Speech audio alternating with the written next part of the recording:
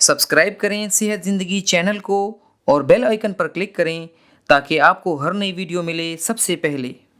ख़वातीन व हज़रात, आपसे गुजारिश है कि आप जब भी कोई सवाल भेजें तो उसके साथ अपनी उम्र, इलाका ज़रूर भेजिए, और अगर कोई अद्वियात आप खा रही हैं तो आप सिर्फ़ उन्हें मेंशन कर दीजिए ताकि हमें बहुत सी चीज़ों की आगाही होगी और हम आपको सही जवाब दे सकेंगे। हमारा अगला सवाल फिर एक मोहतरम खातून आयशा खातून की तरफ से है।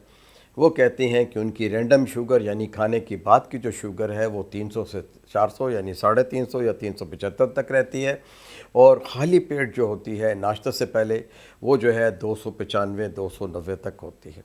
डॉक्टर इनको कहता है कि भाई आपको टाइप 2 डायबिटीज़ है। तो कहानी तो यहाँ ख़त्म नहीं हो रही, कहानी तो शुरू हो चुकी है।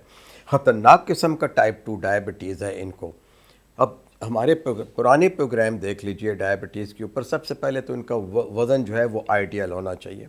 अगर ये घरेलू ख़वातीन हैं तब भी ये पैदल चलें और वर्जिश के लिए काम अपना जो है वर्जिश के लिए वक्त निकालें।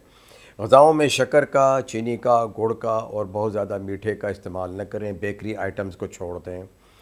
अब ये शुगर ऐसी है कि इसमें इलाज की ज़रूरत है, तो बराए मेहरबानी डायबिटोलॉजिस्ट के पास जाएं, अच्छे फैमिली फिजिशियंस के पास जाएं। अद्वियात बहुत हैं, बहुत अद्वियात हैं। हाँ, एक टेस्ट बहुत ज़रूरी है, ये अपना HbA1c टेस्ट करवाएं।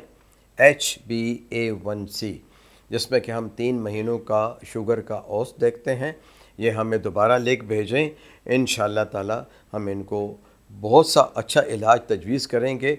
अद्वियात जो हैं ये अपने डॉक्टर से जो है पूछ लें। बहुत अच्छी अच्छी अद्वियात मौजूद हैं जिनके साइड इफ़ेक्ट कम हैं, लेकिन वही है कि ग़िज़ाई एहतियात, वर्जिश, पैदल चलना, पानी का ज़्यादा इस्तेमाल, और ग़िज़ा में जो है यानी Cola drinks, Coca Cola drinks, jam, jelly, मीठा, चीनी से बनी हुई तमाम चीज़ें जो हैं वो इनको छोड़नी होगी।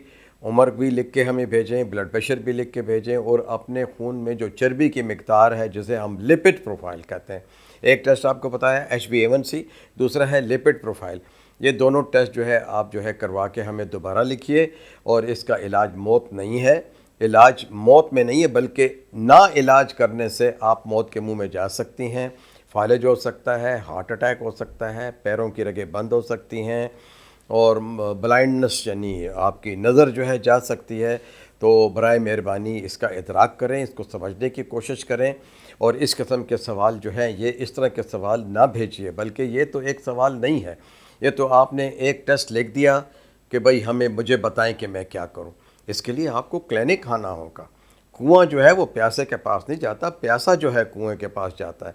तो आप जहाँ रहती हैं वहाँ बहुत अच्छे डॉक्टर होंगे, वो आपको इसके बारे में बहुत अच्छी हदायत दे सकते हैं। शुक्रिया।